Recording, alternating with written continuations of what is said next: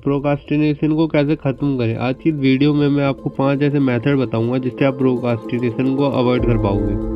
अगर आप सक्सेसफुल होना चाहते हो और आप में प्रोक्रास्टिनेशन जैसी बैड हैबिट है तो आप कभी सक्सेसफुल नहीं हो पाओगे, क्योंकि प्रोक्रास्टिनेशन हमें रोकता है हमारी सफलता की तरफ बढ़ने से। ये जंजीर है हमारे पैरों में। अगर आप प्रोक्रास्टिनेशन से ओवरकम कर जाते हो तो आप अपने सक्सेस की तरफ पहला कदम बढ़ा देते हो। अगर आप भी अपने जीवन में सक्सेसफुल होना चाहते हो तो सक्सेस को पाने के लिए कुछ रूल्स एंड रेगुलेशंस होते हैं और डिसिप्लिन में रहना पड़ता है। उसी रूल्स एंड रेगुलेशंस को जानने के लिए डेली वाइट को सब्सक्राइब करना मत भूलना।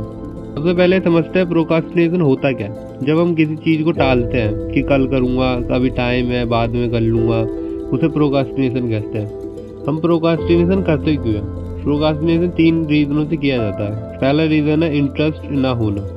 अगर आपको किसी काम में इंटरेस्ट नहीं है, कोई भी टास्क दे दिया जाए उसमें आपको इंटरेस्ट नहीं है तो आप उसे लोगे नहीं, सीरियसली भी नहीं लोगे, उसे करने का आपको दिल भी नहीं करेगा, तो आप उसे प्रोक्रास्ट करते रहोगे कि थोड़ा बाद में कर लूँगा, अभी टाइम है, ऐसे करते रहोगे आप उसे, क्योंकि आपको उसमें इंटरेस्ट नहीं है। और वो काम करना मुश्किल भी हो जाता है हमारे लिए। अगर उसमें किसी चीज़ में हमारा इंटरेस्ट ना हो और वो हमसे करवाया जाए तो हमारे लिए बहुत मुश्किल काम हो जाता है वो। नंबर 2 रीज़न है प्रोक्रास्टिनेशन का हार्ड वर्क। एक तो वैसे हमें उस काम में इंटरेस्ट नहीं है, ऊपर से वो काम कठिन होगा तो वैसे हम उसे और ज़्यादा प्रोक्रास्ट करते रहेंगे, क्योंकि उसमें एक तो इंटरेस्ट नहीं है, उसे काम करने में मेहनत भी लग रही है ज़्यादा।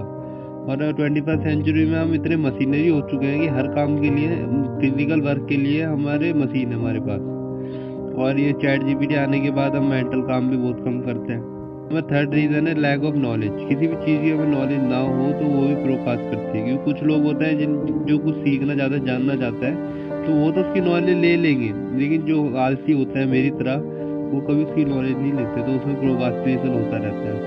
Now come to the point, how to avoid procrastination. Procrastination को कैसे अवॉइड करें। Number 1, break down the task into smaller pieces.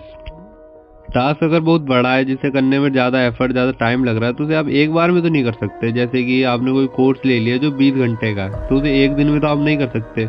उससे अगर करने भी चलोगे आप तो 2-3 घंटा करके, 3-4 घंटा करके आप थक जाओगे और डीमोटिवेट हो जाओगे उसके प्रति। इसके बजाय आप उसे 2 से 3 घंटे में डिवाइड कर दो कि डेली रूटीन बना लो कि 2-3 घंटे डेली में इस कोर्स को लूँगा। प्रोक्रास्टिनेशन से बचोगे और आप मोटिवेट भी रहोगे और आपका टास्क कंप्लीट भी हो जाएगा। Number 2, set specific deadlines.